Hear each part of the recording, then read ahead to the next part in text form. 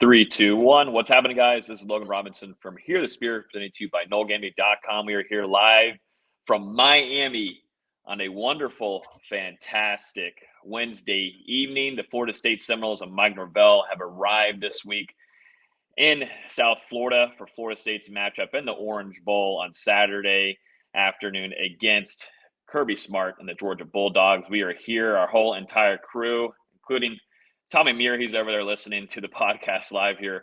But we are all stacked up, the whole crew here this year to finish off this 2023 season, which has been a fun one to cover, but at the end of it, an absolute roller coaster. But super stoked to go through a lot of stuff. We've got to talk Tate Rodemaker, his transfer portal intentions. We're going to talk the lawsuit and the ACC and Florida State, that whole entire topic there. We're going to talk about Renardo Green, Jarian Jones, Akeem Dent opting out of this game, specifically Renardo and Jarian as of this week opting out before the Orange Bowl. We're going to talk a little bit of some battle end signings, and then we're going to jump into a tiny bit of recruiting, and then we'll talk fully about Florida State versus Georgia. With me this evening is Austin Veazey, our lead basketball writer and official game preview guy of the season for football, and down below is our editor-in-chief at NG. Gentlemen, we're here. Austin, you just flew in just literally not even 2 hours ago, but the whole crew's here, and it's going to be a fun blast to end off the season here in South Florida. It's going to be a fun week. I don't think it's what any of us expected whenever we thought about how this season would go back in August, but here we are, one last game week. Still an opportunity for Florida State to go out there and shock the world, and for a lot of younger guys on the roster to get playing time, this is a big opportunity for guys to develop. Got some of the Tribe 24 signees already out there going through practice with the team, so this is still a huge week for Florida State, and we'll get to some of the talk later, but these players are extremely focused going into this game. Here we were thinking we'd be in New Orleans eating some gumbo or some jambalaya or something, but no, we're in South Florida instead. I would say we're working on a tan, but it's going to be bad weather here the next couple of days, but oh well. It is what it is. We'll see some young guys play some football. That's what we're here for. I will say, though, Veazey, you're telling us in the chat you were looking to get your tan on. I did go out and grab a tan earlier today. There was a chance of rain, but it was just lasted maybe just a second, and boom, was able to hang out there in the sun. It was actually beautiful all throughout the day. Well, according to Dustin, there's 6-foot iguanas out there, so I don't know if I really want to step out there. There is right outside that door. We experienced that today. I was going to work outside, and sure enough, laying under the table out there and the chair was probably a good 3 or 4 foot iguana. You almost lost a leg. Is it really worth it to go get a tan? Just stay on the couch. I learned my lesson there. And then there was also iguanas at FSU's practice as well. So full of entertainment throughout since arriving here. But we had also a press conference today. We got to hear from a handful of offensive players, including Brock Lynn, and we heard from offensive coordinator Alex Atkins. So we'll be discussing that as well. Also, we'll jump into the 15 minutes of practice that we were there for before they kicked us out. But before we get started, as always, you can listen to this podcast on iTunes, Google Play, Spotify. If you're on YouTube right now, hit that like button, hit the subscribe button so you get notified every time we release a new video. It's not just live videos we do every Wednesday, but we've got tons of shorts and press conference stuff going out. But all throughout the off season, we'll continue our YouTube and keep pushing out some content for you guys to keep you guys entertained before Florida State goes and travels across the seas to kick off their 2024 season in Ireland. Let's jump into it, guys. We got quite a bit to talk about before we jump into this Georgia preview, but let's start off with the number one topic that everybody kind of wants us to discuss, and this is Tate Rodemaker hitting the transfer portal on Christmas Day. Of course, all this is reports and such. He hasn't come out and announced anything officially yet, but as from Florida State's side, it was told from us, from a FSU spokesperson, that is the intention for him. And sure enough, Brock Glenn was named the starter this week on the depth chart. Florida State now only has one scholarship quarterback. And it's just wild to say that after, looking into this from the offseason and previewing this whole team, to now saying Brock Glenn is the starting quarterback in the Orange Bowl against Kirby Smart's Georgia. Like, I would have thought you were crazy. You're drunk again, Logan. But No, it's real deal. Florida State's going to be facing Georgia with Brock Glenn. But let's talk about Tate Rodemaker. Thoughts on this? And really seemed like it just depends on some fans here and there, but a lot of them not so happy with the timing of this, and I don't blame them.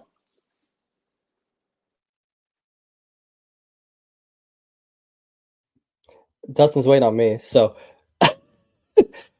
for sure. I think the only surprising thing was the timing. Once we saw Florida State start going after DJ Uiagalelei and Cam Ward, the writing was kind of on the wall for Tate Rodemaker to leave, and that's what happened. Obviously, the timing's not what anyone expected or preferred. You don't want the news to come out as a team is getting on the plane to Fort Lauderdale, but it is what it is. Florida State's going to move on, and I don't think Tate Rodemaker was the difference between winning this game and losing this game, so it really doesn't matter a ton. Let Brock Glenn get those snaps, let him gel with the young guys, and see what he has going into next season.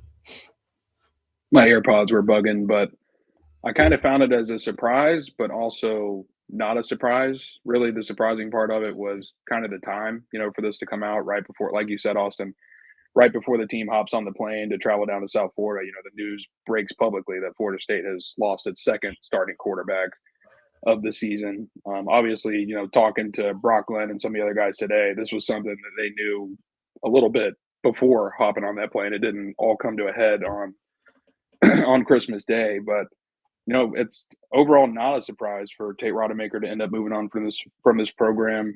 Obviously, a guy that has been a quality backup throughout his career, but we saw those struggles against UF, and since then, Florida State, as Austin also said, has publicly pursued a couple of experienced and really talented transfer quarterbacks. Where if they were to choose to transfer to Tallahassee, they're more than likely or not going to be Tate Rodemaker out for that starting job. And I think for him, just being in the program for 4 years, maybe he feels a little bit disrespected by Florida State going out and recruiting these guys instead of giving him, what he might believe to be a fair shot and chance of that starting job in the spring. But it is what it is, and now Florida State in a crazy scenario down to one scholarship quarterback. And Logan, you kind of alluded to it, but no one would have thought this going into the season that you've got Jordan Travis, one of the best quarterbacks in college football, on your roster. You've got Tate Rodemaker, a 4-year backup who's been in this system, come in and won some games for Florida State, played in big moments.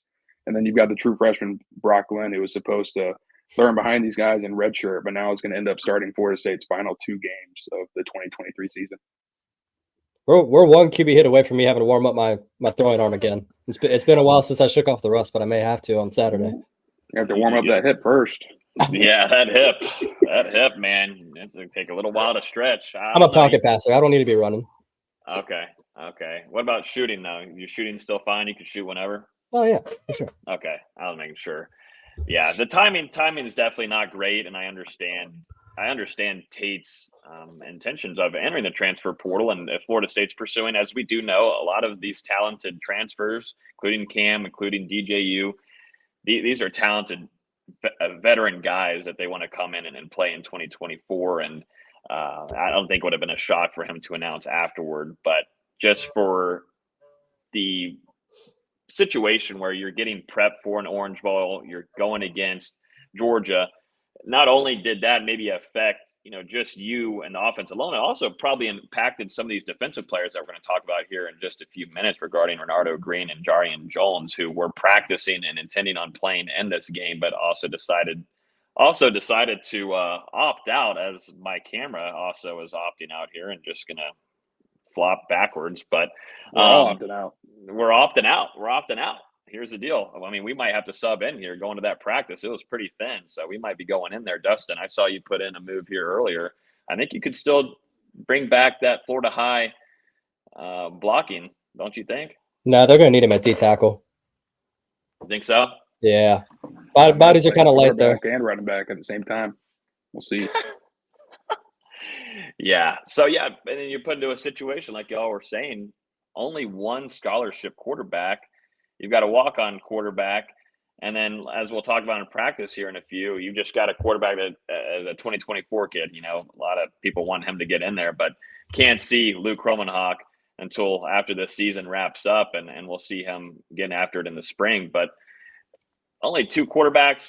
Florida State doing some things in the depth chart as well, adjusting to this, as we saw in the ACC championship with having Lawrence Toafili back there at Wildcat, and that kind of kept Florida State alive in that game to get down the field. And, they made some adjustments in the depth chart this week where you see Ja'Kai Douglas listed as a running back, and then also to Joshua Burrell, who Dustin, you and I have both seen in practice, and he's had some little flashes here and there, but it's a wide receiver, 2 wide receivers jumping into that running back for him because you don't have Lawrence Toafili either. He's got season-ending injury surgery, so he's dealing with that right now as we speak too.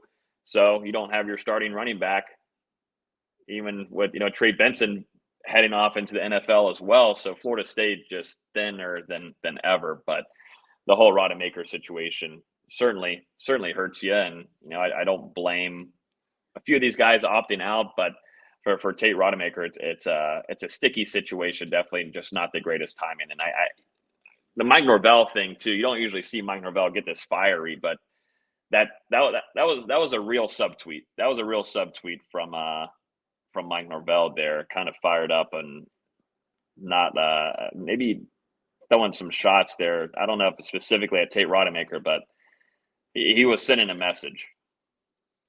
Yeah, it's tough. I mean, the timing really sucked for Florida State. And, I guess maybe my main gripe with it is you're just kind of leaving Brock Lynn there out now to really dry. You think about the AC championship, there was some question marks with Tate Rodemaker's availability going to that game, kind of, split the reps a little bit and got him some reps. And then the news comes out early before the game that Brock Lynn is now going to start for Florida State. Louisville has extra time to prepare. So that was just a really weird week for him, already in a high-pressure situation going into his first career start. And then now also, the bowl practices that we were able to attend, we did see Rodemaker taking some first-team reps. And, you have to wonder, if he knew that he was going to move on from the program, why didn't he potentially enter the portal earlier and allow Brock to have this full bowl prep to kind of get in the swing of things and be ready to go? But at the same time, Brock Lynn's a guy, he's not going to make any excuses, and we heard him talk about it today. He always prepares himself as a starting quarterback, even if he wasn't going to be. So he feels like he's ready for this moment and he's ready to make some improvements from his first start to his second start, and we'll see how it goes on Saturday. I think part of it's just timing. I've talked about it a little bit on Twitter this week, but the schedule for December is just insane. Between bowl games, transfer portal, early signing day, the schedule's just so condensed. And if Rodemaker did want to enter the portal and be in a spot by the time next semester starts, he really had to get in this last week or two, because the portal closes on the January 2nd, I want to say, and most of the semesters. And most of the semester 5 days. Sorry, I'm just interjecting. But for the teams, the portal window is 30 days. But for the teams who in their season, like Florida State on the 30th, the players will get 5 extra days to enter the portal. So players from FSU will have until the 4th, the 3rd or whatever, and then players that play on the 1st will have until the 6th. Yeah, but still not that much more time. And again, they want to be at their next school by the time the next semester starts, which is really that first or second week of January for most schools. So the timing had to be now if you want to make that decision. It's just one of those, until NCAA or college football or whoever ends up deciding it, until they kind of spread the schedule out and either bowl games are moved up or transfer portals moved back or early signing days moved back or whatever, something's got to get fixed a little bit here, because it's a way too condensed. I can only imagine what the coaches have gone through the last 4 weeks since the ACC championship. No, I mean, I complain enough about this month with having to cover the team and recruiting and transfers. So I can only imagine it from the coach's perspective. We're spending, even more time, going into things, and it's got to be insane. I don't know how you really fix the calendar. Like, is it possible, you guys think maybe you start the college football season 3 or 4 weeks earlier? I don't know if that could be. You don't even need that. You can move it up 2 weeks. You can do all the bowl games in like a 2 or 3 week span instead of having it spread out over basically a month. And you can have them starting the week after championship week, especially for like the teams that don't make the conference championship game. Like Miami and Rutgers don't need to be playing this Thursday. They could have played 2 weeks ago. Mm-hmm. So I think if you can move all that up, then you could put early signing day in the transfer portal window after Christmas. I think that kind of cleans things up a little bit. They're just going to have to figure it out, because it's clear that bowl season isn't what bowl season was 10 years ago, when it meant a ton for a lot of college football teams just to make a bowl game and to have that experience. And now you're seeing it, on the backs of disappointing seasons. You're seeing players from the 7-5, 8-4, 9-3 schools that have NFL futures go ahead and opt out and protect themselves. But also from a Florida State perspective, after being snubbed from the playoff, and even though you're in a New Year's Six game, this isn't the game that you signed up for, and you obviously feel disrespected like you rightfully should be, and having players move on as well. So even the big games aren't as important anymore. And I think, like you said, Austin, maybe you look at moving bowl season up a little bit instead of spreading it out so far. I think it's both seasons still matters to the smaller schools. I guess it's going to matter a ton to the Western Michigans and the Toledos and those kind of schools, but it doesn't really matter like for the Florida States or the Notre Dames or the Georgias or whoever. Like I said, have that NFL future and don't see the point in potentially getting hurt or potentially losing out on money that they could be seeing next year. The expanded playoff will help with a little bit with that because all the good players will potentially be in the playoffs, but still something's got to get fixed a little bit. We could definitely be thinned up, trimmed up, better scheduled, everything.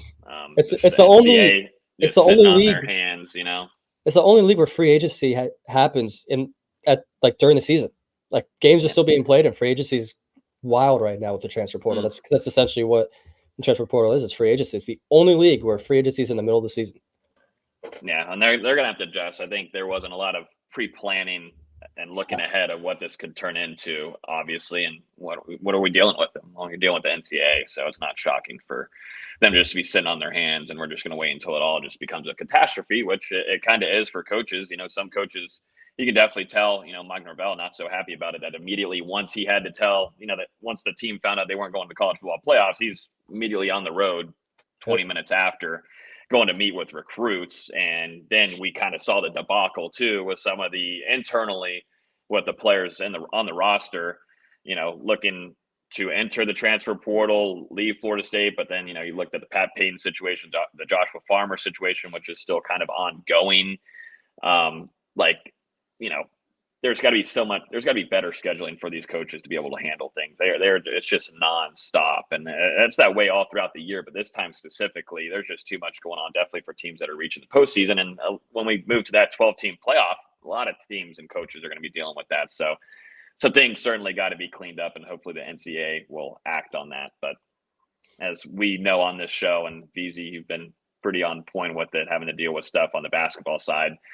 It takes a while for the NCAA to actually get their shit together. So, what we see with the Daryl Jackson transfer, the waiver, all season denied, can't even play the AC championship. Now he's finally eligible for the Orange Bowl, and what was it? A couple of days ago, they're now like 2-time transfers or multi-time transfers, whatever. So you wasted the whole kid's year for what? They're all eligible next year. Like it's not even just it's not even just all the other sports now. Football and all the other fall sports will be fine for next year. So it's an ever-changing landscape with the NCAA, and rarely do they know what they're doing. So hopefully they can get their heads out of their ass at some point. But I'm not exactly holding any hope out for that. Just like a middle finger to the face, like, all right, the season's over, and now next year you can play. It doesn't matter. Yep. But Tate Rodemaker is going to be remembered for that game on the road against Louisville. He did what he had to do against Florida and win that game and reach Florida State to finish the regular season undefeated and get to an ACC championship where he didn't end up playing and Brock Glenn played, but you're expecting to see him play against Georgia, and just a crappy situation, just like my camera that continues to go sideways on here no matter what. What a time to be alive. It's because we're in Miami. Although I will say Miami has been great so far. Great food. Weather's been phenomenal. So having a good time. People that are not having a good time, though, are the Board of Trustees with the ACC. And that's a good transition right there, gentlemen. We're going to talk about Florida State's Board of Trustees going at it with the ACC officially getting their lawsuit down, going against trying to get out of the Atlantic Coast Conference. FSU President Richard McCullough said, I think we've obviously shown we can compete with the best of them. We were 13-0 and were denied a college football playoff spot.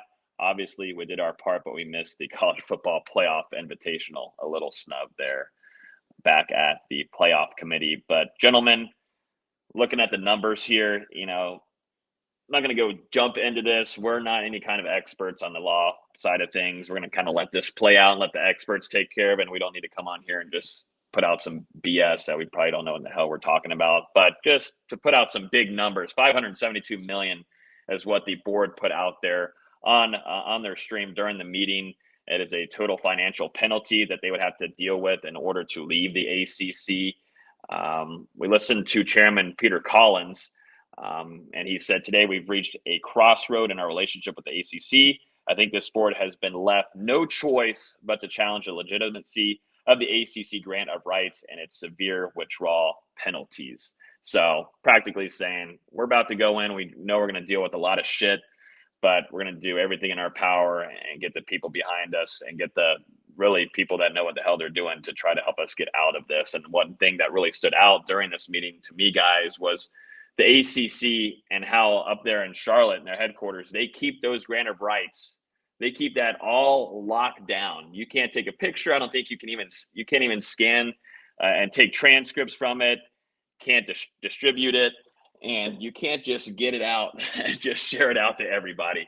But that's what Florida State's having to deal with. But what are y'all's thoughts on this? We obviously were all watching that live stream going on throughout it all. But yeah, Florida State wants the hell out of the ACC, and we knew this was kind of coming.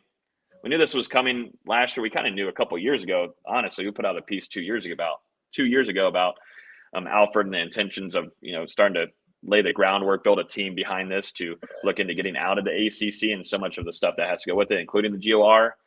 But now, obviously the college football playoff snub doesn't help, but this has been ongoing for a good while, and it kind of sped up the process of this happening. I'm thankful it's finally happening. I can tell you that. There's been no more anti-ACC here than me, I think. Yeah, to your point about the grant of rights being locked away in a cellar in the ACC headquarters, to me, it doesn't make sense. To me, if it's a contract binding all parties, to me, it seems like all parties should be allowed to have a copy of the contract. But that's just me. I'm not a lawyer. I did take some law classes, but not a lawyer. Not only that, I think the biggest piece of information was that ESPN has an option to extend the ACC's rights through 2036. It's not locked in through 2036 right now, but if they opt out after 2027, ACC's hooked on into the deal, but ESPN doesn't owe them anything. I think that's become a huge point in this case. With whatever happens, I wouldn't be surprised if it ends up being a settlement for Florida State where they just pay the exit fee of what it would be for 2027, which I think, off the top of my head, I don't have the numbers in front of me, but I think it was either 100 or 120 million. I think Florida State would be very happy to get out of the ACC for that figure instead of the 572 million. But I'm fascinated by this. I'm really looking forward to seeing how this goes. And I think Florida State's got a shot. I know some outside people have been upset with all the noise Florida State's making. They don't have a choice. By Florida law, they have to make these things public. They can't do it behind the scenes. So they're doing it the way they have to, and it's not like Florida State's not used to being the villain. They've done this before. They've done stuff like this before, where they're perfectly okay being Florida State, and they'll do whatever it takes to keep that brand going. Yeah, this was the natural next step in Florida State's quest to get out of the ACC, and we've talked about it for years now. Is Florida State's lawyers going to be able to find something in this grant of rights agreement to be able to take to a court setting and argue? And now they've got a couple things outlined in that lawsuit. And you mentioned the $572 million estimation that they're thinking it'll take total to get out of the conference. I also thought that was interesting when they were going into detail about the way the ACC has monumentally raised the exit fee, just at seemingly random points and random integers over, the last decade or so. And you think about it, I think they were talking about when Maryland got out of the ACC back in 2013, it ended up, was it 52 million or something like that they ended up paying. But either way, the ACC ended up suing Maryland for a large amount, and it was settled down to a much smaller number. So I think you've got to think that 572 million, that's maybe a very generous estimation. And from Florida State, hearing their outside legal counsel talk, it sounds like they believe that they potentially owe $0. Now we'll see how that works out. But it's going to be fun to follow this. But I definitely think we should try and bring on a legal expert at some point to kind of dive into it a little bit more and talk about some of the nuances that maybe we don't necessarily understand about the law setting. But this is what Florida State has to do to get out of the ACC. They're obviously trying to make the move to either the Big Ten or the SEC. And I think with them being so public with this fight and having the whole country, really seeing what they're doing. Depending on how this goes, you could see some other ACC teams follow this strategy, follow Florida State out the door potentially. But if Florida State does become available, the SEC and the Big Ten, it's going to be a bidding war to get FSU into one of those conferences because the other conference isn't going to want to let the other conference get Florida State. Yeah, real quick, the ACC originally wanted $52 million for Maryland's exit fee. They ended up settling for a little over $31 million. So I think Florida State's gonna have a pretty good shot to massively get this exit fee down. But judging by what we heard in the meeting on Friday, they want to just completely null it out. They don't think it's enforceable. They think of it as more of a penalty, which I again, not a legal expert whatsoever, but you can't penalize a state university from what people are saying. Again, not a legal expert whatsoever. But I think Florida State's gonna have a shot at this. And if they can get out of this, you can bet your ass Clemson's going to be right behind them. Miami's going to be right there. North Carolina probably as well. Really, the only people who are complaining are the ones that don't move the needle whatsoever. It's the Wake Forests, the Boston Colleges, it's the Pitts. Those are the ones having the bigger complaints, and even the schools that aren't even an ACC team yet. Yeah, what about SMU, baby? SMU and Stanford crowds out here. Like, y'all were so desperate to join a conference that you gave up media rights. Don't come talking to the big dogs like that.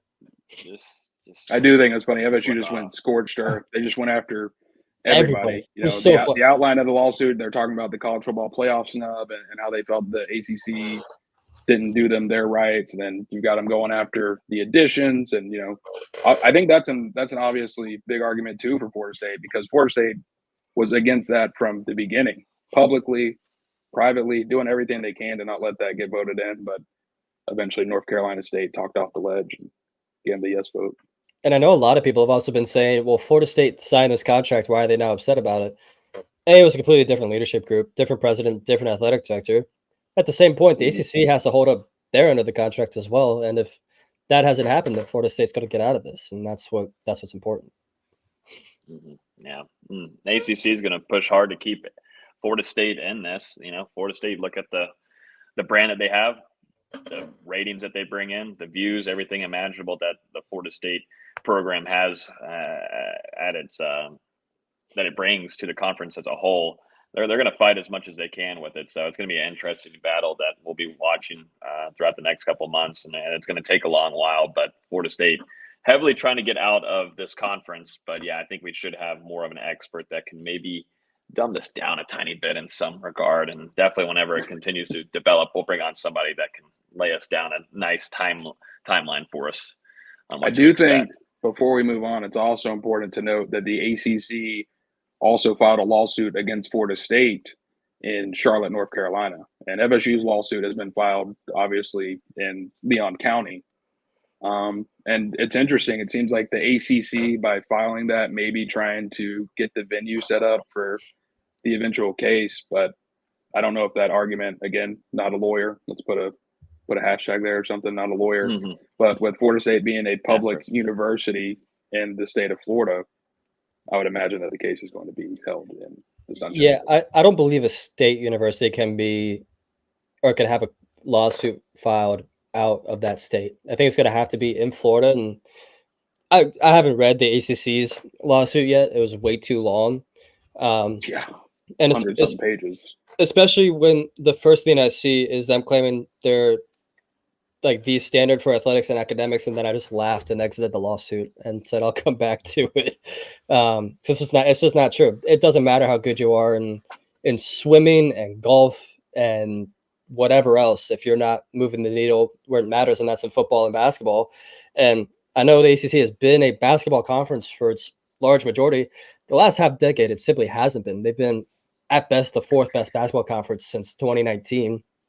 And they've been bad in football outside of Florida State and Clemson for the last what, 3 decades.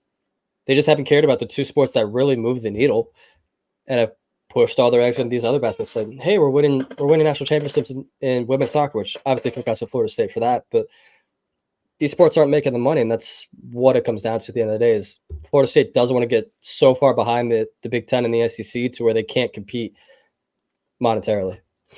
Mm-hmm. So yeah, we're going to continue to follow that. Make sure you're following us on Twitter, all of our socials, and of course, keeping tuned into NoleGameday.com. There's tons of content going out on this and getting some comments from analysts and et cetera, et cetera. But a lot of this is going to be something that's going to take a little while. But I'd like to have more of a firm timeline for us to go through and for some things to expect coming up, so we can talk about it and discuss on the show as we do weekly. Let's jump into some opt-outs, gentlemen. We were talking about Tate earlier in the show, but 2 more came through as of this week, really primarily on game week.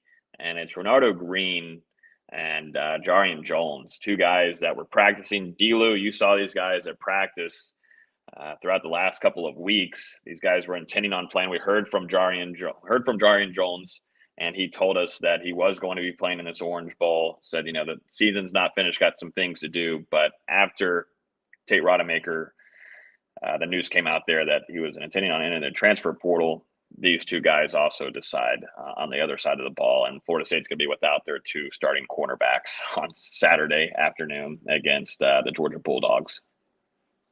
For sure. Definitely a disappointing decision. Like you noted, we were originally expecting Jarian to play in this game, his final game at Florida State, but it seems like the Rodemaker news, and I think in that span of the same couple of days, you had the Akeem Dent news, which we'll get to shortly, and it just seems to have kind of spiraled around some of these guys that are going to be moving on following the season. And saw with Jarian, saw with Renardo, 2 guys that have been very good throughout their careers at Florida State, especially, Jarian Jones this year having a breakout season. Renardo Green the past 2 seasons has been a lockdown corner for Florida State and a physical hitter. So they both had very productive careers in Tallahassee.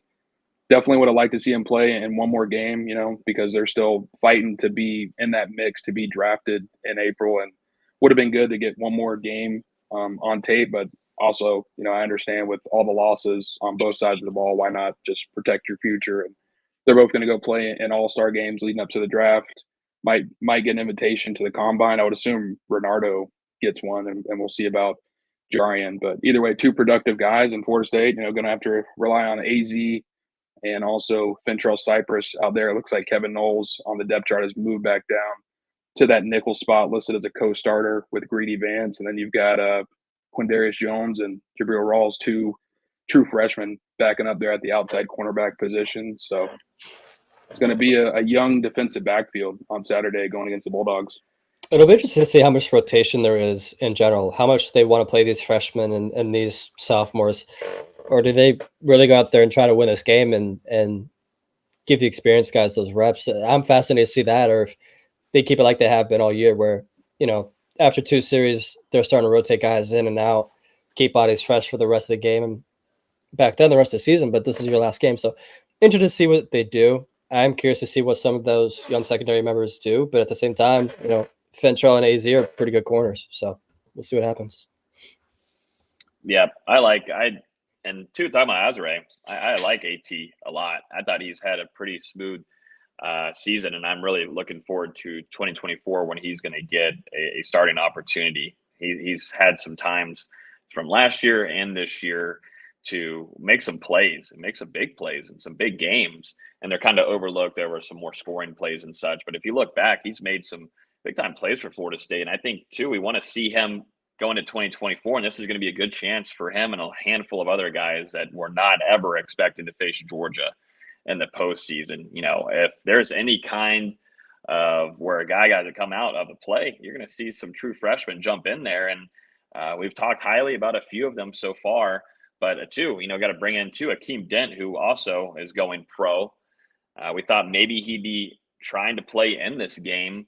To me, I think it'd be great for him. He has had a solid season so far. I understand you don't want to get injured and such, but he's put together a nice season, finish it off against Georgia, and put some good film out there for some scouts and do what you can do, because he's someone that if he can stay healthy, that's one of his one of his hits that he's not just been able to stay healthy throughout his career and seasons. If he's able to do that and play in the bowl game, I thought that'd be big for him. But he's also not going to be playing. So you're going to expect on a young true freshman with Conrad Husty back there with Shaheem Brown. There's going to be a lot of opportunities for some of these youngsters in the defensive backfield that Coach Surtain in his first season is going to be pretty interesting to watch. I don't think any of us on here, like before we even get to this Georgia matchup preview, none of us in here are going to be pretty critical on Florida State and what they're having to undergo in this game on Saturday. I don't think anybody should be. They should be more looking forward to, as fans and us covering it, looking forward to 2024. And I'm thinking of it more of a actual full on, not even a spring game. You're getting a really good look at some of these true youngsters that want to go out there and compete. And it all starts too with Brock Glenn at quarterback. But yeah, 2 starting cornerbacks aren't playing and starting safety as well. I think you kind of answered it with Akeem Dent, though. I mean, it's a guy that's dealt with injuries his whole career. Why risk it? Why risk getting hurt yet again in a game that literally does not matter whatsoever? Yeah. I feel that way. I feel that way with all these guys, even going down to Verse, who has been banged up here and there. Jaheim Bell was banged up from, the rest of not the rest of the season, but a majority of the stretch this year. Johnny Wilson dealt with injuries. Keon was hurt down the stretch. I don't blame these guys whatsoever, especially the guys that have been banged up for most of the year in their past. Don't risk it in a game like this that doesn't matter. Get healthy and go get paid. Yeah, I think we'll see what ends up happening later on. We get through this season and postseason and whatnot, but just FSU's stance on this, I'm just not too shocked if they're like, hey, if you're really thinking about it, or if you're just teetering on the idea of you don't want to get injured in this game and you're looking ahead, go ahead. We don't give a damn. Just go ahead. But I don't know if they really fully expected for it this to be this brutal. I mean, you're kind of at a point where you're about to throw in a walk-on in some of these position groups. You're throwing in other position members into other position groups at the moment. You're doing this right here in the running back room. It's kind of little. Yeah, I would be interested to discuss that later, but I think Florida State has been kind of pro. Go ahead, that kind of situation. Unlike some other guys that are dancing around with the transfer portal and looking on the NIL side of things, but guys that are opting out to go into the NFL draft or go to the pros, a little bit. I think FSU's been just pro in that regard for these guys.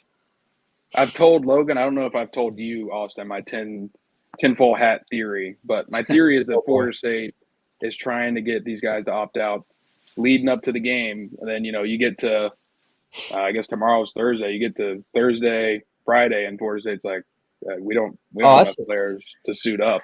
I tweeted the other day, I hope we wake up Saturday morning to a notice from Florida State's media department saying, hey, sorry, we don't have enough players to play, and we're concerned about the safety of our team. Sorry. Collect that $4 million and get on a plane back to Tallahassee before anyone knows what happened. I mean, we'll have to count the losses are teetering over 20 at this point. And I mean, you can start from one side of the offense to the entire other side of the defense. And, in every single room, you've had attrition, and some more than others, but Florida State, it's going to be a very young group out there. And going back to what Logan said, it's going to be hard to judge these guys, depending on how this game goes on Saturday negatively. I think it's hard to judge them with the position that they've been put in. And especially, you look at someone like Brock now missing basically his entire backfield. You've got Isaiah Holmes getting thrown in there. He's got 21 carries all year. Samuel Singleton, true freshman's his backup. He's got 6 carries.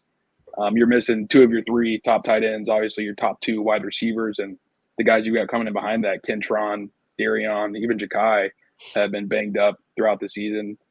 The offensive line, maybe that's the one silver lining. Your offensive line has gotten some real time to heal up here, and the only loss you had was Bless Harris. Maybe we'll see if Robert Scott's able to give it more of a go in this game than he has throughout the majority of the season. But it's a ragtag group on both sides of the ball, and it's going to be interesting. But I think you've got to look at it from a different viewpoint. Look at these guys that are going to be back with the program next year, and see the potential that some of them, because we're going to see some big plays from some of these guys, some of these youngsters on Saturday that are going to play big roles at Florida State in the future. And we'll see if there's enough there for them to string it and lead it crazy. I mean, it'd be a crazy if Florida State somehow comes out of this one with a victory. I don't know. I would I don't know how laugh. you guys are feeling about it with your score predictions right now, but we're seeing it 19-point underdog, largest of any team in the postseason this year, and I don't know. Anything could happen on Saturday. Expect the unexpected. If Florida State wins Saturday, and let's see, that would have us leaving Hard Rock at what, about 9:30. I would be walking back to the car laughing. I really would. Like, Georgia's got beat by Brock Glenn. What are we doing here? I'm going to the casino. I don't know about y'all. We're going to hit the tables after that if Florida State comes away with the win at Hard Rock Stadium. But yeah, we going to taking that Florida State money line have a good plus time. 700. You throw 100 on that plus 700 money line. You're doing all right. That money line right now. Although I did tell myself I'm not touching that app until 2024. We'll go to the casino after this. Yeah, lock it in. Yep. I don't even want to talk about sports betting right now. It's been rough the last couple of weeks. Yeah. So we'll get into more of this Georgia stuff in a minute. I need to also mention here we're gonna get the crappy stuff out first. Malcolm Ray not going to be playing obviously on Saturday. Not on the depth chart. Bye. I don't know. We'll see what ends up happening there, but it's in the transfer portal, and it's he's not going to be playing on Saturday for Florida State. So once again, losing some interior help there on the defensive line. But let's go do some positives here. Shaheem Brown, Lawrence Toafili, and Dustin Hill signed a deal for the 2024 season with the Battles in. So these three guys will be returning. I really point out Shaheem Brown here because there was kind of some discussion and some rumblings that he was kind of around the group of maybe looking outside into other programs. And he ends up, really wanting to stick around with FSU. And so that's a big addition that you need to have in 2024. A guy that has a really high ceiling and is a pivotal experienced guy as well. And then Lawrence Toafili is another one. I shout out Lawrence Toafili all the time just because of his commitment to Mike Norvell and the process here in this program, sticking around for as long as he does. And he just doesn't. He isn't a guy that causes problems. He just gets out there and works and continues to improve. And that's going to be a guy that is going to be fighting and most likely going to win. And Mike Norvell's running back system, the starting running back for 2024, and then Dustin Hill as well is going to be back for Florida State next season. Kind of dealt with some injuries in the middle half of the season, but you could see the signs of him early on, and we know the attributes and just the little different kind of capabilities that he brings to an offense. He can stretch the field, and that's something that Florida State would really like to have going into next season with whichever experienced quarterback they bring in. And definitely future-wise with Luke Kromenhoek or Brock Glenn. But some good news there on those three guys, gentlemen. Yeah, getting Shaheem back, absolutely massive. One of the rising stars on Florida State's defense this season. And, kid has a ton of potential to be even better, as he continues to become more consistent. But he's been someone I think maybe we predicted him to be one of the big breakout players of the year. We'll have to go back and listen to that. I know I'm pretty sure I did, but to get him back for 2024 as he continues to grow is going to be massive. Especially, you think about, Patrick Payton, he had that stuff going on earlier, but as of now, back with the team, looks like he's going to play on Saturday in the Orange Bowl. Isn't in the portal. Seems like he's on track to return to Florida State in 2024. If you're able to retain Payton as well as Shaheem, that's two massive pieces of your defense in Florida State. Still some other guys on the roster to figure things out, still diving into the transfer portal a little bit, but Shaheem Brown is big. Toafili, with the losses you have in the backfield, Trey Benson moving on, Rodney Hill, we haven't gotten him yet, but committing to FAMU, he's not going to be returned to Florida State, it seems. CJ Campbell previously transferred to Florida Atlantic. You needed someone back there that has the experience. Toafili has all of that, been in Tallahassee for the last 4 years. Going to be the leader of that room in 2024. It seems like Keziah Holmes going to be back as well. You got Cam Davis and Mekhi Danzy coming in. So even though you've got some real departures in the running back room, I think you still have to feel confident with the talent that's going to be there in 2024. And Dustin Hill, another big young talent to get back to the team. I still think he's going to grow into a really good receiver at Florida State, beaten up a little bit throughout the 2023 season. But, the signs are all there for him to develop. Yeah, Shaheem was really good down the stretch. I mean, he started out kind of slow. I know we've talked about it a little bit already this year, but he started out slow in those last 6 or 7 games. He really turned it on, was making plays, seemed to be a lot more comfortable. And one more year in the system, one more offseason, I think he's going to be one of the better players on the team next year. I don't think I'm stepping over any boundaries by saying that. I think a lot of Florida State fans should be excited for this wide receiver in the future there. We're going to see Hakeem Williams. We're going to see some Andrevius Jacobs on Saturday afternoon against Georgia, but some more Dustin Hill as well. Florida State's got a really good wide receiver room. You look at what the class is coming into. We're really excited about Elijah coming in, Dustin. Ron Dugans has a squad, and it's going to be interesting to see what this unit turns into with whichever quarterback comes in and plays for Florida State in this offensive system behind Atkins and Norvell in 2024. Some more good news too, Dustin. Kind of hand this off to you for the most part, but Solomon Thomas, 2025 #1 interior offensive lineman per 247 Sports, and their composite from Jacksonville, Florida, has committed to Florida State. 6'4", 315. Big boy Alex Atkins gets some big time help on the inside here, and I love the immediate reaction from Florida State fans saying, "Oh, that's a future Georgia flip right there." That's the immediate reaction from FSU Twitter. But let's talk about Solomon Thomas here. This is a big pickup for Florida State, and if you go back a couple years ago, man, before really Alex Atkins got rolling, this is a really talented kid that FSU fans should be really stoked about. I know Coach Atkins and Mike Norvell are really stoked about the future for this kid.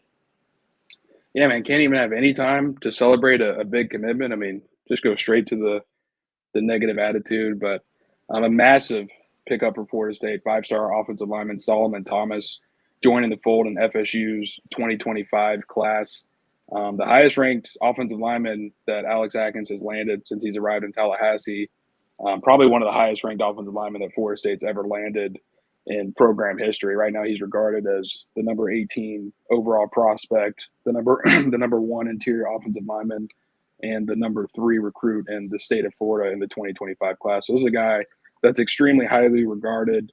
Florida State, has been near the top of his list for a long time, and it's felt like he's been trending to the Seminoles over the last couple of months or so. Was most recently on campus a couple of months ago to watch Florida State take down Duke, and now joins Tramell Jones Jr. in that 2025 class. And Florida State still early on in this Tribe 25 class, but they're starting to build something here. And we're seeing what they're doing with the 24 class, finishing in the top 10, even though there were some disappointing moves down the stretch, and they've got some really high profile targets that they're going after now. So to get Solomon Thomas in the fold already, and he's a guy that seems like he's going to be a vocal recruiter for Florida State, I think it's big for this group moving into the new year.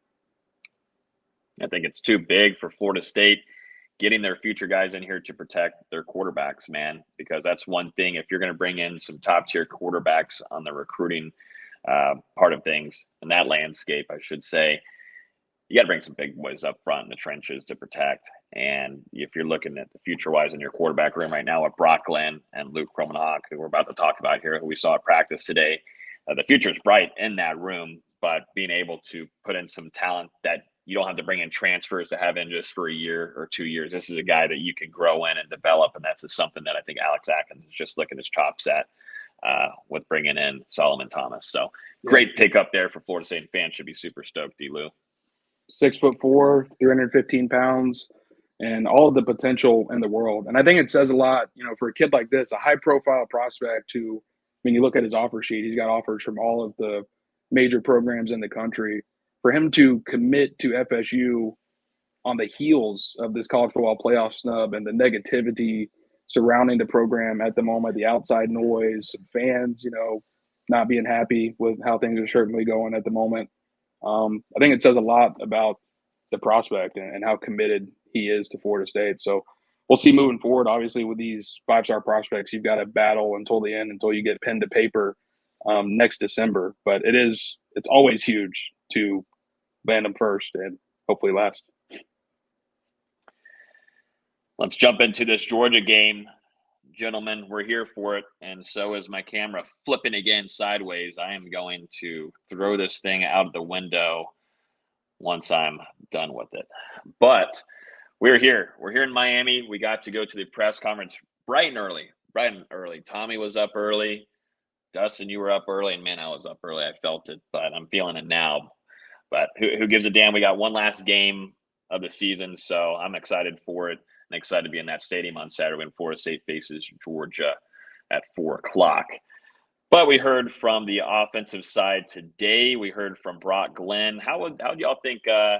Really, D-Lou, I guess. But thoughts on hearing from Brock? We actually spent 10, 15 minutes with him. That was a nice thing about it. When you go to a bowl game here, you can kind of just sit there solo dolo with them and ask them what you want.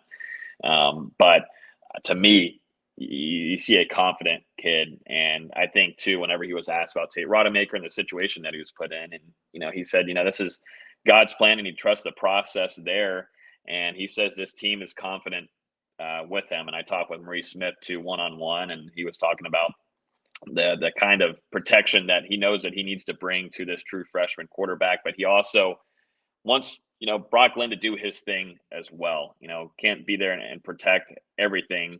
Got to allow Brock Glenn to take those opportunities and take those shots. And that's something that I think, Brock Glenn told us today. There's a lot of confidence that he grew from after that ACC championship game. And also got to understand that this is a true freshman quarterback going against Georgia, which continues to produce guys in the NFL on the defensive side. It's not going to be an easy task, but one thing that Brock Glenn has to his favor is Florida State's offensive line and those veterans being there to protect him. I was really impressed with the way he handled everything today. Obviously, this is a situation he wasn't expecting to be thrown into, maybe even just a couple of days ago, but definitely a week or two ago.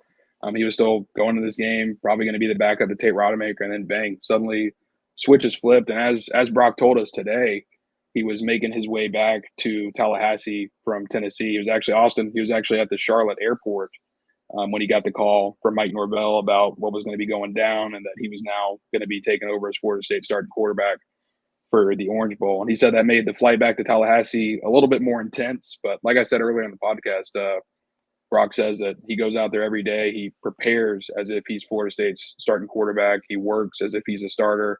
He goes and meets with the coaching staff and goes over film. That was something that Coach Atkins noted. He's always going and banging down their door and, talking to the coaching staff, asking questions, figuring out ways to get better because he wants to be a Florida State starter. That's been his goal since he got to campus, and he's got that opportunity in front of him right now. And I think he's really excited about it, even though Florida State's missing so many guys. He said all we got is all we need, and we hear Florida State say that every week before they run out of the tunnel on Saturdays. And he was just really impressive with his attitude. One quote that stood out to me, talking about their belief that they can go out there and win this game. He said, we got a great group of guys. I truly trust all of them, and we're just focused on the guys that we've got here right now. We believe that we can go out here and win this game. I spent a lot of time with the guys I'm playing with, practice with them as well. So we're fully confident. And, I think that just says a lot. Even though Florida State's missing all these guys on both sides of the ball, they're going to go out there and give Georgia their best shot. We'll see if that results in a victory, but I think we all know that this Mike Norvell coach team, at the very least, are going to go play extremely hard on Saturday and leave it all out there. I do like that even though he may not be the starter next year, a lot of the guys he's going to be playing with on Saturday are still being guys he'd be throwing to in 2025. Hakeem Williams, Travis Jacobs, Dustin Hill. Not Kyle Morlock. He's going to be a senior next year, right? Yeah. So, yeah. But still a lot of receivers, and even Sam Singleton, that's a guy that he's going to be handing balls off to in a couple of years. At least he's getting used to those guys, before he really needs to. He's got a lot of time to get used to those guys, and there's no better chance to do that than even though Georgia's got all these opt-outs and transfers themselves, that's still as talented of a team as there is in college football right now. So a great opportunity ahead of him, and he can get some of these timing things down in a real-life game situation that he normally wouldn't get until 2025 or some mop-up duty next year, assuming they get the transfer that we all think is coming. One thing that stood out to me, probably not a surprise to us or anyone watching this, but Brock Glenn talking about the impact that Jordan Travis has continued to have on him, even though Travis is out for the season with a leg injury. Still down here with the team in South Florida. We saw him out there at practice today. The cast was actually off his foot, as Logan noted. So good to see him making some progress in his recovery. But, Brock was just saying that Jordan is constantly talking with him and, after practice, texting him about certain plays and, doing this or doing that. So for him to just continue to act as a leader and to be as involved as he's been, despite, what he's had to go through over the last couple of weeks. I'm sure it's been no easy task for Jordan Travis, but Hell really no. just says the type of guy he is on and off the field. For him to tragically lose his collegiate career, then you've got the playoff snub, and you've got all these guys opting out. He still finds a way to travel down here and do whatever he can to make an impact at Florida State. Yeah, just JT, just going off of what I had to deal with, and mine wasn't as excruciating as it looked like for JT, but I had an ACL tear, and you got to wait a good while too before you can go have that surgery. You got to wait for that swelling to go down. And showering, just the easiest parts, even sitting down on the damn toilet. Whenever you don't have one working leg, man, it blows. And just for him to also be able to travel, do all this kind of stuff. He was up there early in Charlotte. He was there in Gainesville for the game. And then he's coming down here with the team overall and still having to go through rehab. And he's got to stay very consistent on that as well. And it, honestly, as VZ too, as well with your hip stuff, rehab, it sucks. It's one of the worst things I had ever had to go through when I was going through my ACL rehab. It sucked so much. And I just, just for JT to be dealing with that, but also to working on himself and trying to be a leader for this locker room is massive. And him for to be in his ear with Jordan, with Brock Glenn, to also listen to Maurice Smith here talking about him. Even when Brock first stepped foot here, he took him under his wing and treated him like a little brother. And that's just who Jordan Travis is. And it's going to be great to have him on the sidelines for one last time, one last ride on Saturday. Yeah, my first hip recovery was a bitch, man. Let me tell you, that was a process. And I think the important thing is, even though one limb is injured, it's still, there's gonna be so much action going on his other leg that he's got to be able to balance those things out. And that's something with rehab that people don't think about, is making sure that both legs are the same by the time he's playing football again next year. You don't want one leg being much stronger than the other. It's going to be a hell of a recovery process for him. And obviously we all wish him the best, but I can't imagine it's going to be an easy process. Even some of myself that's been through a couple ankle rehabs myself, those aren't fun either. So we'll see how it ends up going for him. Yep. I also got to hear from Alex Atkins too. Didn't get to spend a whole ton of time with the rest of the guys. There was Dimitri Emmanuel, Darius Washington, Kyle Morlock was there too. Of course, like we were just talking about with Brock Glenn, but Alex Atkins spent a lot of time giving respect to Kirby Smart and what they're going to bring defensively. I asked Maurice Smith, how does Florida State's defensive line from training, fall camp, spring, having that defensive line that you're going against every day prepare you for a team like you're going to be facing with the physicality of Georgia and the powerful and the strength there?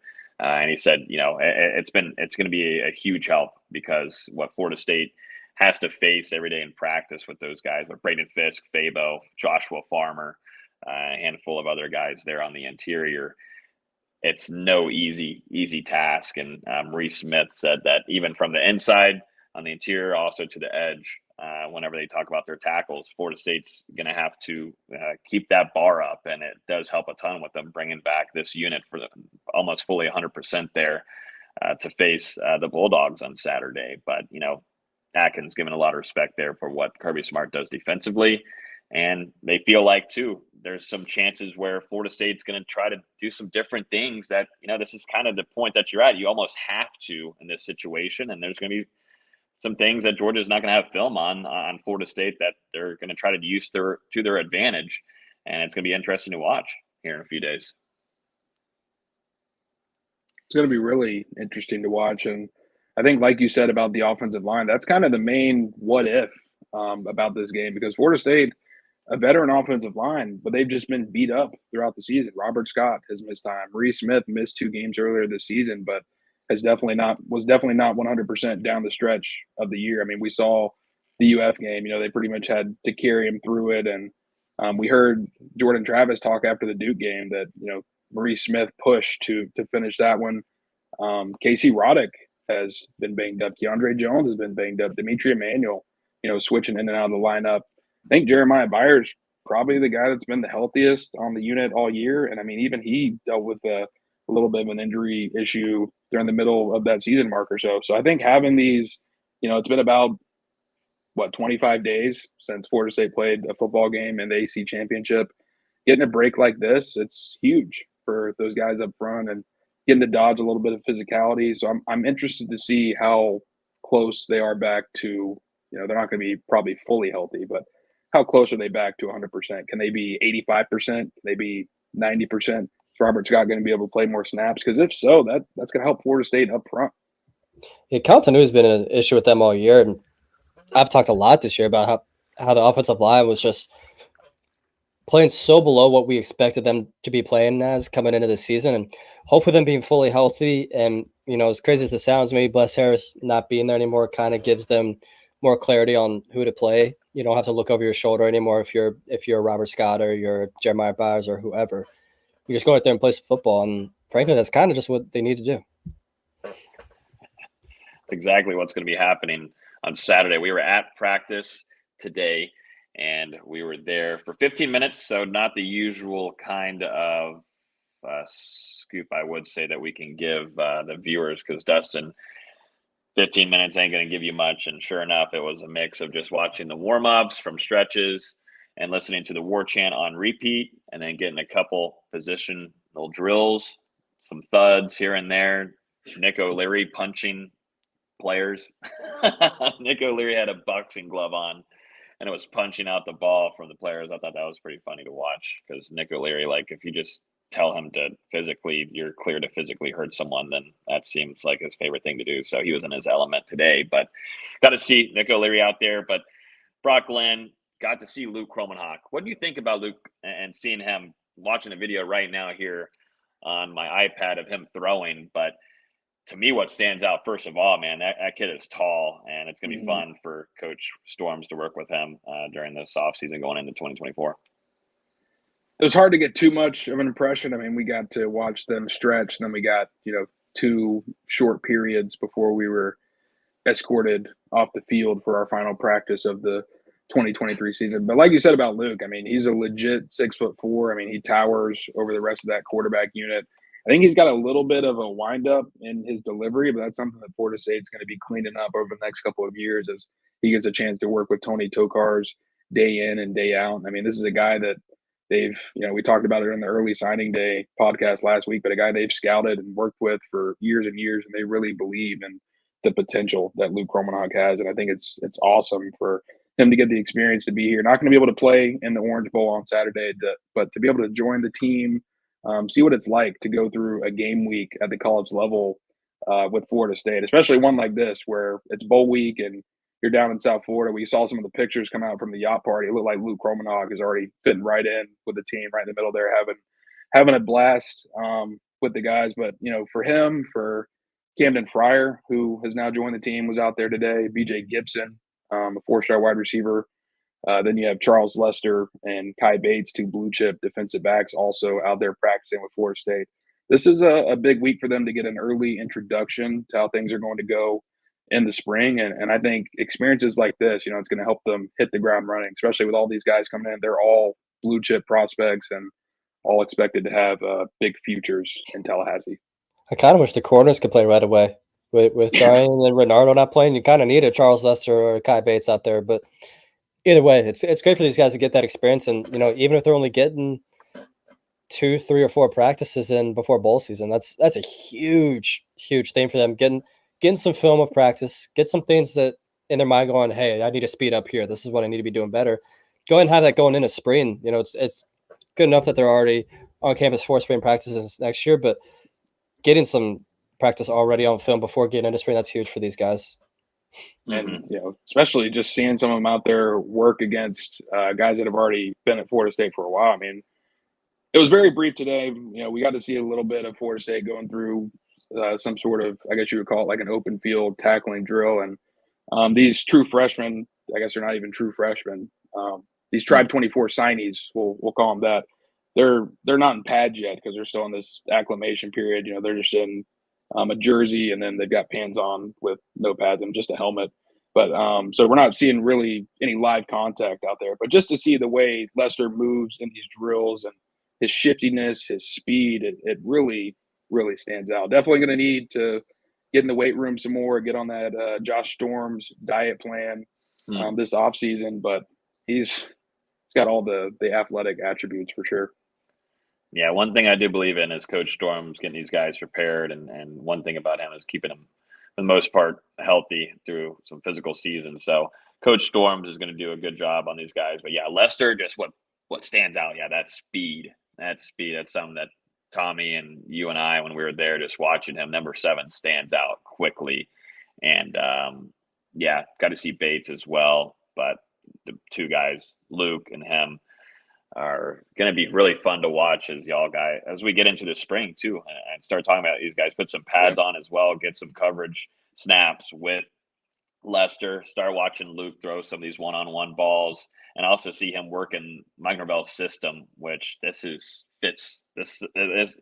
kid fits Mike Norvell's system. This his quarterback that he's bringing into the system. This is his guy. This is his baby that he's bringing in. So haven't had the chance to actually see that in Mike Norvell's system. If you go back, it was really quick between Purdy and Rodemaker to bring them in that first class, just to have some kind of quarterback depth and presence there. But for what Florida State did evaluating Luke, this was all homegrown in what they did. And you saw what happened when they offer him. He ends up committing, and he ends up being one of the top quarterbacks in his class. So it's going to be really fun to see him develop under Norvell and Tony Tokarz too. Tony Tokarz has been instrumental in all of this. But yeah, I wish I could share some of the tweets and videos up here as usual. But we're on the road here in Miami, and my iPad will not. I can barely get my camera just to stay correct on here. But I wish I could share some of these videos. But make sure you're following us at NoleGameday. Follow Dustin. Our Twitters are all down below. So make sure you guys go check out those videos down below on our. They're really good. They're really good. They're phenomenal. I mean, you just can't find that content anywhere else. You really can't. Or on our YouTube here, which most of you are watching. We uploaded. Just let me know if you want me earlier. Let me know if I should narrate mine next time or not. I don't think that's necessary whatsoever. We will not be doing that. But what are some guys you're looking forward to seeing, though, on Saturday, gentlemen? As we do know, we talked about a handful of these guys that have opted out. It's going to give a chance for us to look at some youngsters. Can't really go into depth on what we saw at practice. Trust me, we didn't see any kind of plays. They kicked us out before we got to see 11 on 11 there. Perfect timing. We got thrown out real quick before we can see probably the double wildcat. But what are you guys looking forward to seeing? I'll start off first. For me, I'm really excited to see Hykeem Williams. I thought, just probably limited on the opportunities he'll get on Saturday, but just from earlier in the season, just a flash that he had the speed. I did not expect that much of Hykeem just because of what we saw in camp of him kind of having more of a sluggish start. Couldn't get through a lot of that early part of the training camp season, I would call it, for that freshman period of him, and had to lose some weight and cut up, and he really did build some good endurance with him, and it fixed his body quite a bit. And I think we're going to see maybe some plays made from Hykeem and get some good opportunities if Brock is able to get the ball over to him. But Hykeem is someone that I'm really looking forward to seeing along with Vondravius Jacobs. It's going to depend if Glenn can get the ball there, but I think Norvell is going to give some chances to some of these youngsters to see what they're about, see if they're about that action, honestly. Excited to see Hykeem, excited to see Vondravius Jacobs. But then going over to the defensive side of the ball, mentioned him earlier, but Quindarius Jones, someone that's really flashed in practice ever since dating back to the spring, but also, going into the fall now as well, consistently popping up, making athletic plays out there, interceptions. And, he's someone that gets matched up for whatever reason. You always see him taking on the veteran receivers. We had some Quindarius Jones and Johnny Wilson one-on-one battles where he was actually coming out on top and either forcing a pass deflection or coming up with a pick in the end zone. some real potential in that kid. And Florida State, the only reported offer from him during his recruiting process, and he seems to be a potential diamond in the rough. Has the length that Florida State wants in the defensive backfield, the athleticism, the awareness. I think it really just comes down to game experience at this point. And once he gets it, Quindarius Jones is going to be a force to be reckoned with in that defensive backfield. I like Quindarius. He's one that flashed in that elite camp. He was one of the only few that was able to guard Jacobs and Camden Fryer as well. Two excellent wide receivers that we're going to see more of going into next year. But yeah, Quindarius is someone that just has those physical attributes as well and has had tons of really good flashes. I'll add on to the receivers real quick. You already mentioned Hakeem and Van Dravis. I think you got to throw in Dustin Hill as well.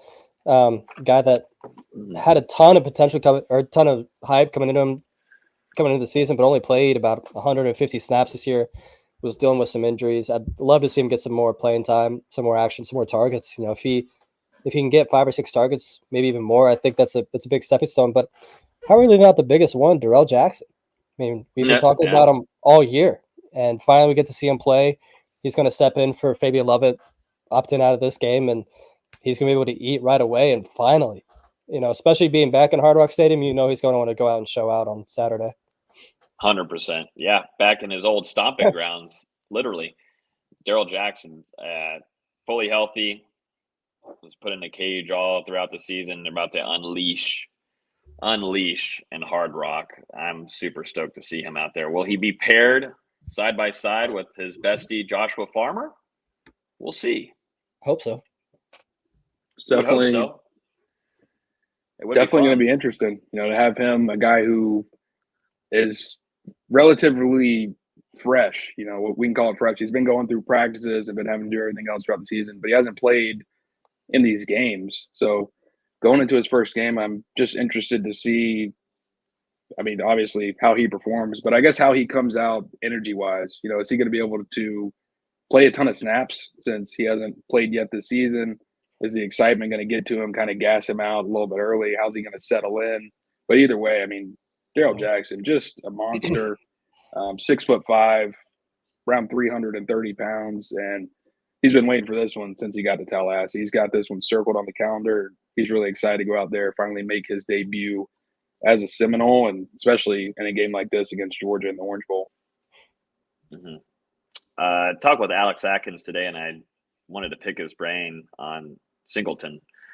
Samuel Singleton, Florida State's true freshman running back. And one thing that stood out to me right away, he said that he thinks he's Florida State's fastest player on the roster. And we kind of saw that a little bit whenever he got some time earlier in the season and some dead time late in the game. But he's one that we're going to see on Saturday, which is going to be really interesting to watch as just a true freshman jumping in there and playing and getting some time, along with Holmes as well, like someone that we've kind of always been asking for. And on this show was seeing Keziah Holmes. So we're going to see a lot of Keziah Holmes, but Singleton, that's kind of stood out to me as someone that I kind of going to keep an eye on, because he's going to be a factor going into 2024, fighting for that kind of 2-3 spot and what Florida State and what Mike Norvell does in his system in the running back room. To note here too, on Georgia's side, Brock Bowers, their star tight end, making the really smart decision here to make sure he's not playing in this game. I would never, ever suggest him to play in this game whatsoever, because he is going to be a absolute demon in the NFL. But him, and also a guy that everybody knows, this fan base certainly does, Marius Mims, really talented offensive tackle for Georgia, will not be playing for the Bulldogs, but those two highlighted notes there for Georgia. But Florida State, just depending too on that linebacker room, maybe a little thin at the moment potentially. We're going to see some youngsters we're going to see Omar Graham Jr., maybe some Blake Nicholson as well. Something to keep in mind going into this game here in a few days. Just young guys everywhere. It's young. It's a very weird situation. And, just overall for Florida State's offense, in my brain right now, if you thought it was bad in Charlotte offensively, don't have any kind of expectations for much. I'm not putting that on myself right now. I'm going into this understanding that we're not going to be tweeting a lot of touchdowns happening. I'm hoping that we'll be able to tweet a good amount of first downs. I'm hoping that we'll be able to tweet a deuce span pass for a touchdown. That's what I'm hoping for sure. But last time Florida State played Georgia in a major bowl game, Manquan Bolden went out there and threw it around. So we'll see. Yep, exactly. Bring Bolden, baby. I was just saying, you're without Johnny Wilson, Keon Coleman, Jaheim Bell, Trey Benson. Rodney Hill's not playing on this offense as well. He's off to FAMU with Bashan Sapp. Rattler strike. But just don't put yourself in that position. But there will be some people on Twitter that will absolutely, for no reason, throw hissy fits about what they see offensively. But just enjoy, see the little flashes here and there, what some of these players can give you, and just to show some of these guys competing against a really stout defense. No matter who's playing for Kirby Smart, they're going to bring in dogs. And that's just how it is. And just don't put yourself in that. Great, thank you so much for that. But yeah, don't raise your expectations too high for this. Defensively, I think there's some chances here and there for some things, but I'm really sad about going into the score prediction because all throughout 13 games, gentlemen, we all predicted Florida State to win, which gotta get a hat tip to us here. We went undefeated on the season. It's the first time ever as a show to go undefeated in our picks. So shout out to us, gentlemen. Our entire website, job. if you think about it. Did Not just us on this show, but our entire staff all picked all Florida State the entire season. They don't have a voice. They don't matter. Damn. Okay, damn. Jeez, great. So here comes the transfer portal from our damn writing team. Thanks a lot, VZ. Jeez. Good thing Tommy publicly. Good thing Tommy didn't hear that. I got my AirPods in. But yeah, and our whole entire staff went undefeated on the season as well. We might be one of the only outlets to say that potentially. I know there's a few out there that went against FSU this year a few times, but you just got to know what you're talking about. Anyways, let's jump into this one now. Let's see what the score predictions for this might be. What are we thinking? First? Go ahead, Dustin. I think it's you. And make sure the comments. It's our last one of the year, so make sure you jump in, give us your score predictions in the comments down below.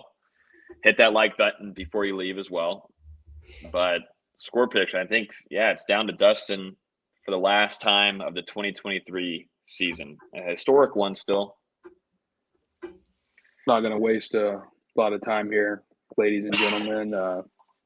I picked Florida State for 13 straight games. Wasn't always easy, but they persevered. I'm going to be going against them tonight. I'm going to be taking Georgia in this game. I think the losses are just going to end up being too much for Florida State, but I still do think that the Seminoles are going to go out there, compete, fight to the very end. We're going to see some promising things from young players on both sides of the ball.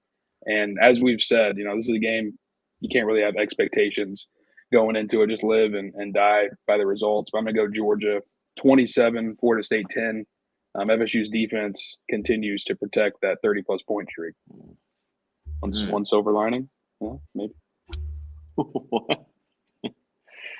It's a crappy situation because Florida State's just on a heavy winning streak overall too, which blows. But is it me? Yeah, we're talking 20 or 19 straight games. Mm-hmm. Yep. This is for 20 straight. Yep. They were getting close to the Jimbo days, man. It was getting close. Norvell on a run. Boys, I got Florida State. Nah, I can't. I was about to say, there's no way. Yeah. You can just screen didn't believe you. Yeah, screen didn't believe me. I'm sideways. It should have just put me upside down at this point. Oh, there we go. So I've got Florida State not winning this game. I've got Florida State losing 34-13. I got Florida State losing this game 34-13. I do think that we're going to see some entertaining things from Mike Norvell and what Coach Atkins tried to do offensively.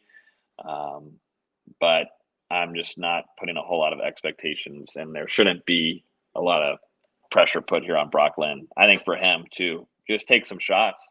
I think he got, as he would be, as anybody would be in an ACC championship of that caliber, with the situation he was put in, got nervous at times and was kind of really nervous in the pocket. Kind of use your legs here. Take these shots to these players. Obviously you want to try to keep Brock Lynn healthy throughout this game, or you're looking at bringing in a walk-on quarterback, and Luke Kromenhoek can't jump in there, can't try to disguise him in a Tate Rodemaker jersey. You're going to be wildcat for the rest of the game. But for the most part, take those shots when you got them, get the ball out early, and I think that's what Florida State's going to try to do. But this team is going to fight. There's no doubt about it. They're not going to be sitting down. This is going to be a really good test for the future of this program whenever you're facing the talent and the coaching staff of Kirby Smarts. So I'm looking forward to seeing. I'm like happy to go see this team, and they deserve the fans' admiration for the season that they went through. This is a team that works hard. This is a team that is coached very hard, going back to all of these camps, tour of duty. It sucks just watching these practices. I would not want to be any part. I wouldn't want to be a part of it at all. And just for them to go and win all of these games and be 13-0, FSU fans should be really supportive. And to the ones that are saying they don't want to watch the bowl game, whatever, your ass is going to watch the fucking football game, so shut up. Anyways, on to you, VZ. I don't even know how to follow that up. I don't know if I can. Sorry. He just went on a tirade. But no, I think Florida State's going to come out and give a shit, which is going to matter. No matter what happened, and no matter who's opting out, no matter who transfers, Florida State's going to care. Is that enough? I don't think so. This offense wasn't exactly great against Louisville, and Louisville's nowhere near the caliber of defense that Georgia is. And even though Georgia's going to be missing Dumas Johnson, Marvin Jones Jr., and maybe one or two other guys, that's still a really, really talented defense that also feels snubbed by the playoff committee and wants to prove something. So I don't think the offense is going to be able to do too much. I pray I'm wrong. Like I said, I hope we're walking out of there Saturday night. I'm just laughing at every Georgia fan I see. But I don't see a way Florida State's going to be able to move the ball consistently. But I will say Florida State's a great team, and great teams cover. And last I checked, the spread was 19. So I'll take Georgia 27-10. Oh, nice. Hey, same score. Yeah. Still holding hands, even in taking against Florida State for the first time. Yeah. Wow. What would be hilarious is that actually FSU ends up winning, and we went on that whole thing there talking about how great we are of being undefeated on this season, and we end up taking an L at the very end. If Florida State wins this game, it's going to be like a 10-6 game. Like, it's going to be something ugly. Well deserved if Florida State does that, honestly. I would be happy to be wrong. I'd love it to be wrong. Great if they won this game. I just think, looking at it from an unbiased perspective, it's just hard to see them overcoming all of these losses. But hey, these guys, they're flying under the radar right now. They feel snubbed. You got some really pissed off guys on that team. It wouldn't surprise me to see them come out and punch Georgia in the mouth and really turn this one into a bulldog fight. And I will say the defense it's a huge difference when Jared Verse is playing and when he's not for Florida State's defense. I mean, I saw the stat earlier, but I want to say it was like a yard and a half per play difference when he's in and when he's out. So I think it's going to be a little bit tougher with him out of the game this time. Hey, we got the YouTube comments and everybody saying they're going to get mad at us if Florida State ends up winning. So I'd be right there with you. We'll be mad at ourselves as well. We will take everything you got for us. We would love to see Florida State pull this off, but right now we're all going in Georgia's favor. But gentlemen, that's it. No more previews until Florida State faces off against Georgia Tech across the seas with Kirby Smart. That might be the biggest battle. I might not be talking about Georgia Tech. We'll be talking about Florida State fans versus Kirby Herbstreit, whatever the hell his name is, up there at College Game Days. So that'll be the next time we'll be previewing a game. But it's been an absolute pleasure as I'm losing my voice and my mentals. This early press conference got me all the way screwed up and traveling. But it's been a pleasure, gentlemen. It's been fun. It's a really fun team to cover this year. So many ups, a lot of just tons of ups. And, Florida State having to deal with the College Football Playoff Committee definitely blows, and then get the opportunity of what maybe they could have been. And that was our last time seeing them all play together in Charlotte. But what a team it was. It was really fun to watch and see what Mike Norvell has been able to build here as a program. I told our team, tell the viewers we got one left. Who knows the next time that you're going to be able to watch an undefeated Florida State team this late into a college football season. It hasn't happened in a very long time. So I think just go into the game, cherish this team and what Mike Norvell is trying to build in Tallahassee, and just appreciate what they've done throughout the year. Any last words, VZ?